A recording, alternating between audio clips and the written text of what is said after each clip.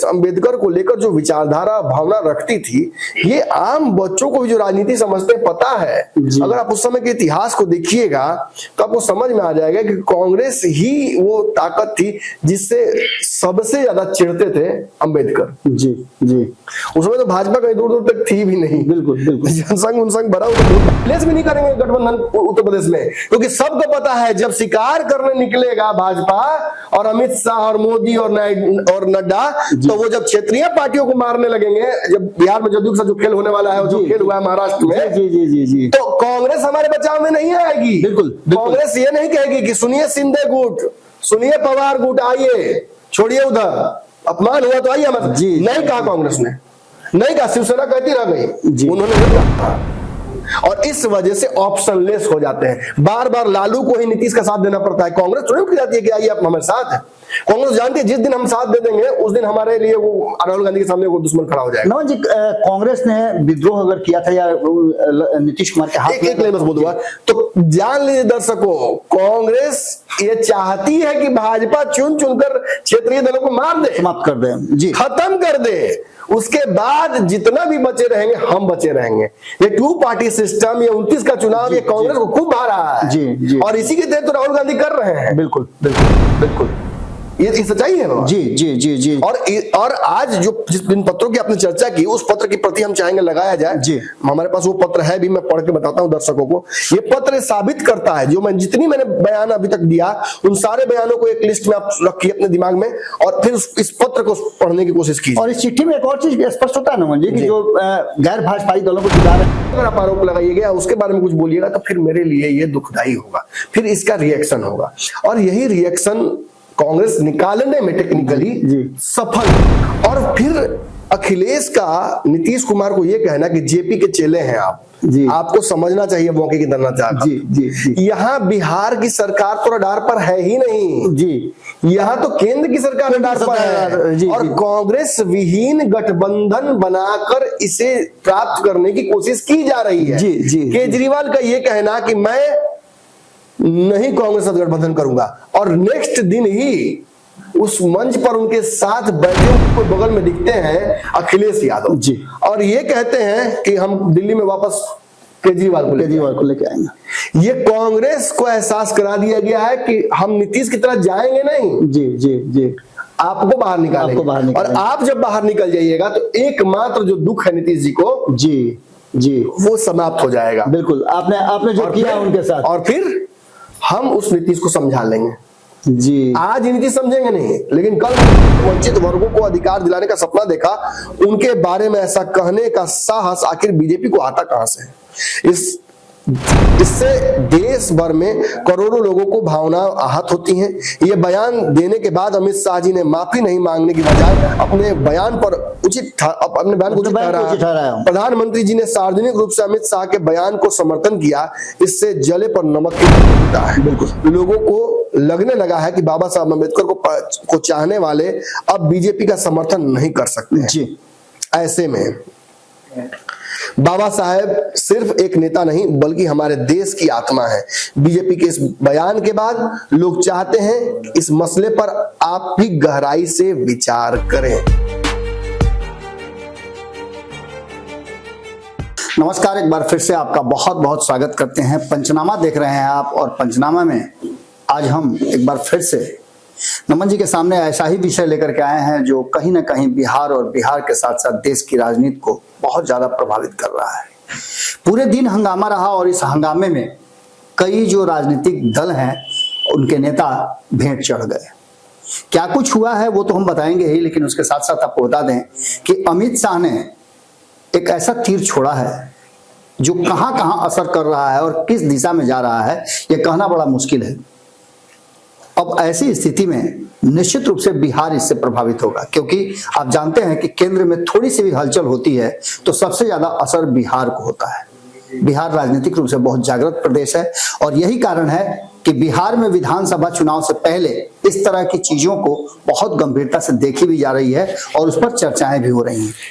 इन चर्चाओं के साथ साथ हम सीधे नमन जी से जुड़ते हैं, और अमित शाह के बयान के बाद जो माहौल बना है उस पर हम शुरुआत करते हैं। पहली बात कि क्या अंबेडकर का नाम लेकर के उनके बारे में जो बातें हो रही थी उसको लेकर के, 75 साल जो हमने आजादी के बिताए हैं उसको लेकर के, ये सभी चीजें जो सदन में हुई वो होनी चाहिए थी या नहीं होनी चाहिए थी? चर्चा इस पर हम पहले भी कर चुके हैं, लेकिन नमन जी, क्या अमित शाह ने जो बातें कही हैं उन बातों की चर्चा होनी चाहिए थी या उस पर जो बवेला मचा हुआ है वो होना चाहिए था?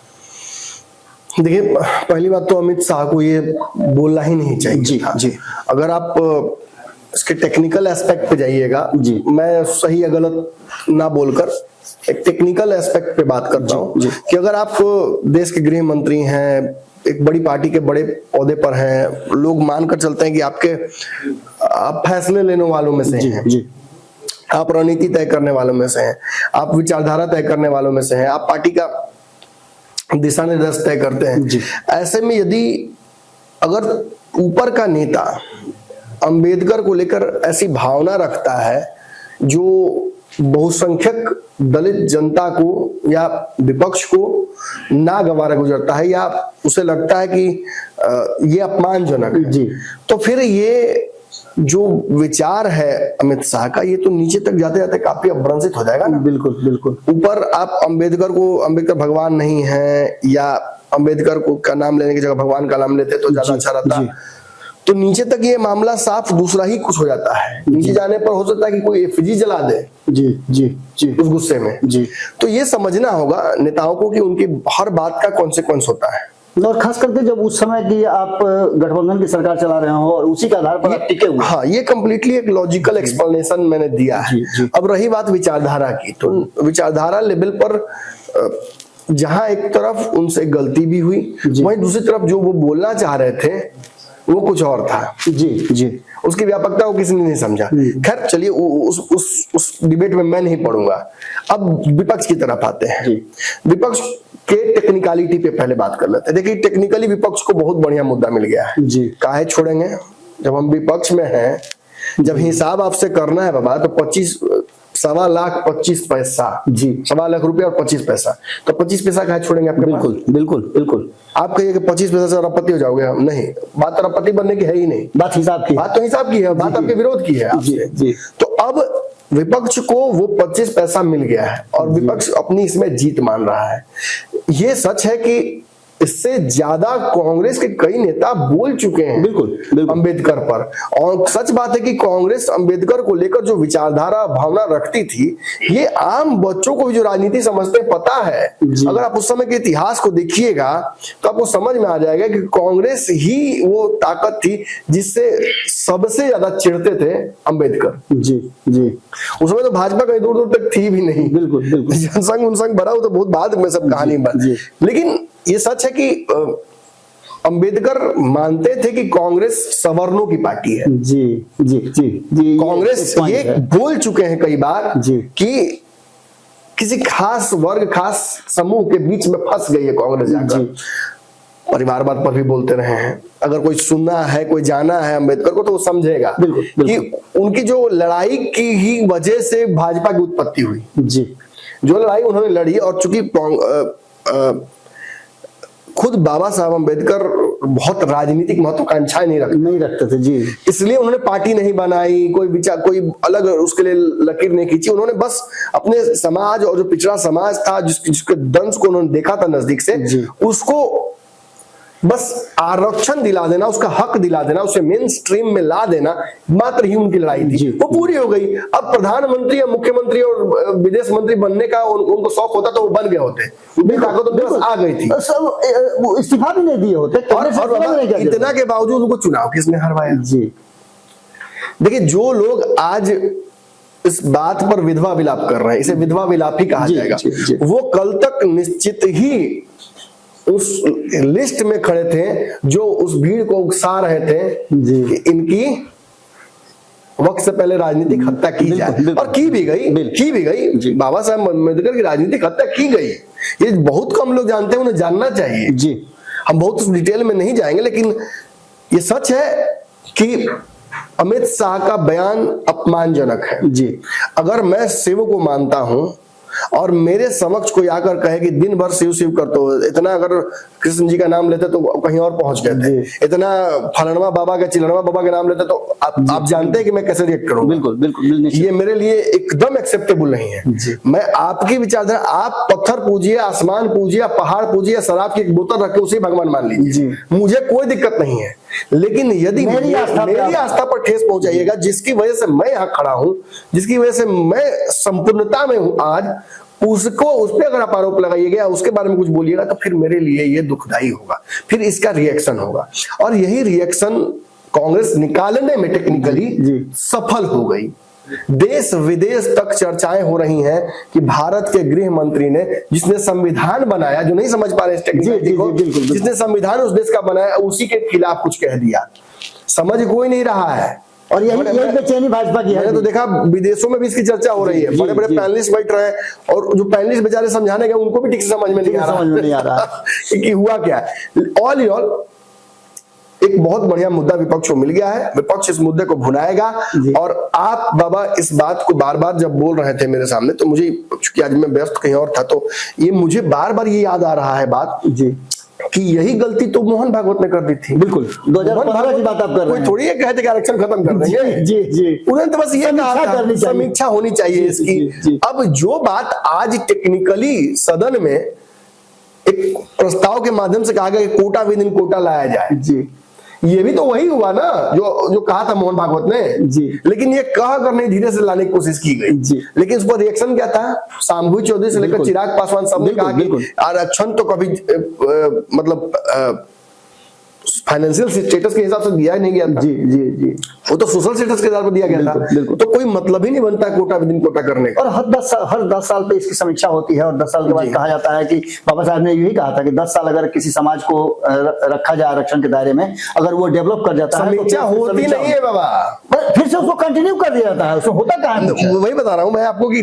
किसी को इस बात का ताकत हिम्मत नहीं है कि वो उस पेज को छुए। मैंने बिल्ली गले में घंटी बांधने वाली बात जी। कोई बन गया नियम, चलते रहने दीजिए, मत बिगाड़िए। आप देखते होंगे जैसे खेत में क्या होता है, आप जैसे गांव के लोगों को कुछ ने बताया था मुझे कि जब बड़ी बड़ी खेती होती है, बड़ा गांव होता है खेत का, तो एरिया बहुत बड़ा होता है, सब तो आप खेती नहीं कर सकते, तो आप लोगों को, मजदूरों को लाते हैं खेती पर। जी जी, बताइए आप, हाँ, कृषक मजदूर जो होते हैं उनको लाते हैं आप, तो उनको एक मेहनताना देना होता है डेली। जी, इसके अलावा गांव में सिस्टम है कि उनको मध्य दिन के मध्य का भोजन देना। जी जी, ये अंडरस्टूड नियम है। बिल्कुल बिल्कुल बिल्कुल, जब काम कर जाएंगे तो अगर ऐसा नहीं उसमें लिखा हुआ कि 300 रुपया 350 रुपया प्लस खाना, उनका नहीं रहता, लिखा हुआ नहीं रहता। लेकिन एक बात जान लीजिए कि अगर आपने नहीं दिया वो मध्याह्न का भोजन, तो अगले बार से आपके यहाँ काम नहीं करेगा, किसी और क्या काम करेगा। महत्वपूर्ण पैसा नहीं है, महत्वपूर्ण वो भोजन का जो बन गया नियम जी अघोषित, वो नियम चलते रहना चाहिए। इसी तरह से आरक्षण वाला वो खेल है कि मैं कंपेयर नहीं कर रहा हूं, बस बता रहा हूं एक सिनेरियो आपको। उसी तरह से आरक्षण जो बन गया है नियम, उसको छेड़ना अब असंभव लगता है। जब वन नेशन वन इलेक्शन और उसके बाद कुछ बेहतर कर जाएगी भाजपा, जो कि अब संभव नहीं लगता है बहुत जी, तो शायद वहां से इन चीजों का जो कहा जाए मैनिफेस्टेशन हो। जी जी, लेकिन हाँ, तो ये तो टेक्निकल एस्पेक्ट है विपक्ष का। अब हम मोरल एस्पेक्ट पे आते हैं कि सच्चाई है क्या, और क्या विपक्ष की लड़ाई बिल्कुल जायज है। देखिए, कांग्रेस के पास तो सच में इस बात की मोरालिटी नहीं है कि वो बाबा अंबेडकर के लिए छाती पीटे। बिल्कुल, ये मुझे लगता है ना मुझे कि जो छोटे छोटे क्षेत्रीय दल है वो अपने आप को जीवित रखने के लिए, जो आप बाबा आज से 3 महीने पहले एक तस्वीर वीडियो वायरल हुई थी, वो वीडियो होगा भी मेरे पास जी। राहुल गांधी अंदर हैं, बात कर रहे हैं कुछ लोगों से, और गेट पे खड़े हैं खड़गे जी, और खड़गे गेट खोल के से झांक रहे हैं। तो राजनीति राहुल गांधी ने क्या कहा, रिमोट कंट्रोल है मेरे, आने दीजिए। मैं सत्यापित नहीं कर रहा हूं ये वीडियो की राहुल गांधी ने ही कहा, हमको जेल नहीं जाना है, लेकिन ये वीडियो वायरल हुआ था जी। ये वही कांग्रेस है बाबा जो मनमोहन सिंह को बिठाकर रिमोट से कंट्रोल करने की कोशिश करती है। ये वही कांग्रेस है जो आज आगे करके एक बुजुर्ग को, क्या पूरे देश भर में कोई दलित चेहरा युवा नहीं दिखा इनको जी? जानते क्यों नहीं दिखा? क्योंकि वो अपने मर्जी से काम कर लेता नहीं, कुछ जैसे ही कोई युवा दलित चेहरा कांग्रेस के उस कुर्सी पर बिठा दीजिएगा, जी। राहुल गांधी को सरपास कर जाएगा वो। जैसे लालू को डर लगता है बिहार में। जैसे सबको डर लगता है, हर पुत्र पिता को डर लगता है कि उसके पुत्र को कोई आगे मत बढ़ जाए उससे। जी। तो वही अंगुली मार बोल रहे हैं, एकलव्य और द्रोणाचार्य वाला कहानी जी। है सब जगह। राहुल गांधी देखे नहीं तो बोले कैसे? बिल्कुल बिल्कुल बिल्कुल। वो पढ़े थोड़ी उतना ये सब चीजों को है, वो घर में देखे तब जाके उन्होंने कहा कि उसको प्रैक्टिस में लाया। जी। तो वो बेचारे बोल गए कि द्रोणाचार्य ने काट लिया क्योंकि इनके यहाँ कटाया है। जी जी। इन्होंने नहीं कहा, एकलव्य ने खुद से दे दिया, उन्होंने मांग की तो दे दिया, उन्होंने कहा कि द्रोणाचार्य ने काट दिया। तो ये कहने का मेरा मकसद ये है, मैं नहीं चाहता हूं कि मैं कांग्रेस को छोटा दिखा दूं, बाकी सभी दलों के पास मोरालिटी है। जी। केजरीवाल, मायावती, ममता, समाजवादी पार्टी, इन सब के पास मोरालिटी है कि वो बाबा साहब अम्बेडकर के लिए लड़े, भाजपा को ईंट से ईंट भाजपा की बजाय, जी। अमित शाह के इस्तीफे के लिए जो करना पड़े करें। जी। अगर प्रदर्शन करना हो, देश भर में रोड पे निकलना हो, वो निकले।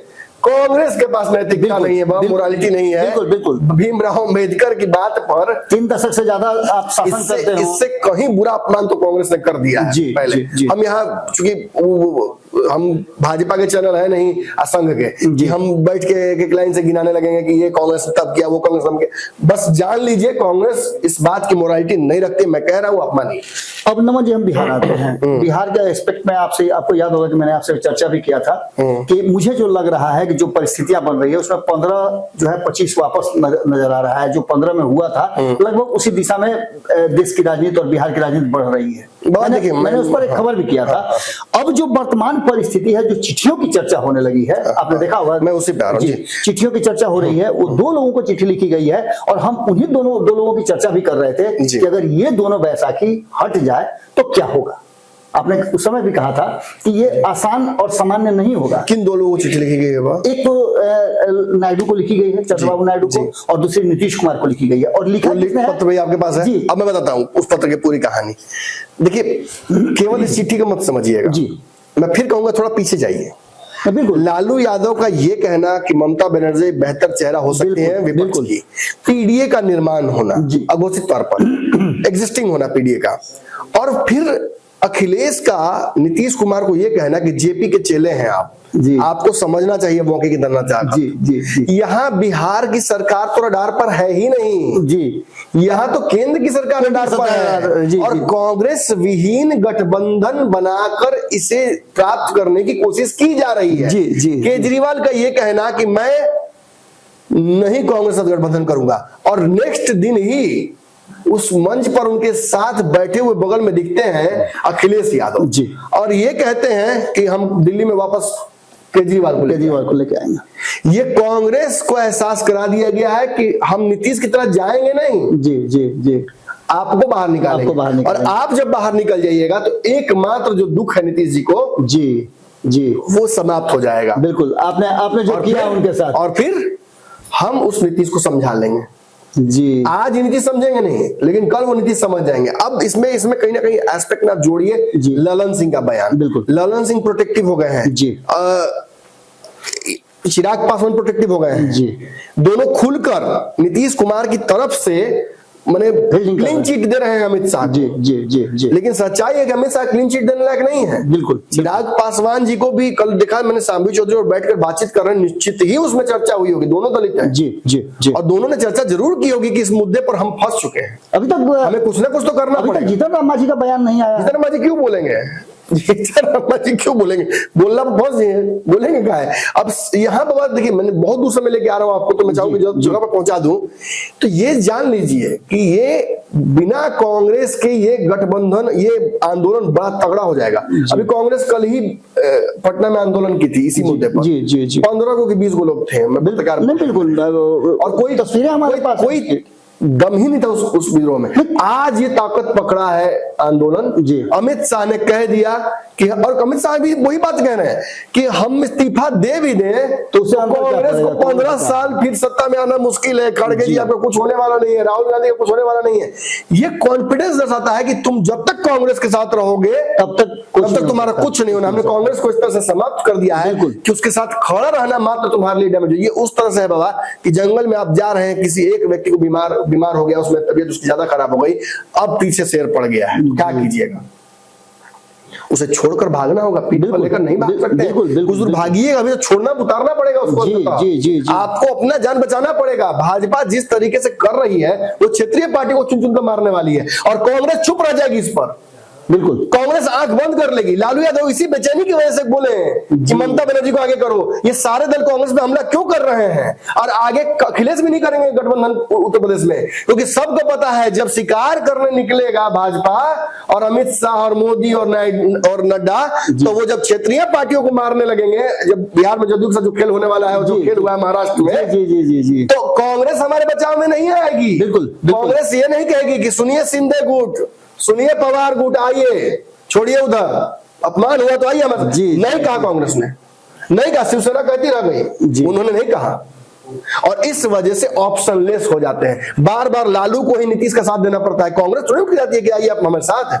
कांग्रेस जानती है जिस दिन हम साथ दे देंगे उस दिन हमारे लिए वो राहुल गांधी के सामने वो दुश्मन खड़ा हो जाएगा। नमन जी, कांग्रेस ने विद्रोह अगर किया था या नीतीश कुमार के हाथ एक बस बोलूंगा तो जान लीजिए दर्शकों, कांग्रेस ये चाहती है कि भाजपा चुन चुनकर क्षेत्रीय दलों को मार दे, समाप्त कर दे, जी, खत्म कर दे। उसके बाद जितना भी बचे रहेंगे हम बचे रहेंगे। ये 2 पार्टी सिस्टम, ये 29 का चुनाव, ये कांग्रेस को खूब भा रहा है। जी। और इसी के तहत तो राहुल गांधी कर रहे हैं। बिल्कुल बिल्कुल बिल्कुल, ये सच्चाई है बाबा। जी। और आज जो जिन पत्रों की आपने चर्चा की, उस पत्र की प्रति हम चाहेंगे लगाया जाए। जी, हमारे पास वो पत्र है भी, मैं पढ़ के बताता हूं दर्शकों को। ये पत्र साबित करता है, जो जितनी मैंने बयान अभी तक दिया, उन सारे बयानों को एक लिस्ट में आप रखिए अपने दिमाग में, और फिर इस पत्र को पढ़ने की कोशिश कीजिए। और इस चिट्ठी में एक और चीज स्पष्ट होता है नमन जी, कि जो गैर भाजपाई दलों को जुटा रहे थे नीतीश कुमार, तो उसने सबसे पहली शर्त जो रखी थी वो ये रखा था कि क्षेत्रीय दल जो जहां मजबूत है वो अपने राज्य में लीड करेंगे, और ये नहीं चल रहा है। ये पत्र तो कांग्रेस भी लिख सकती थी। जी, निश्चित रूप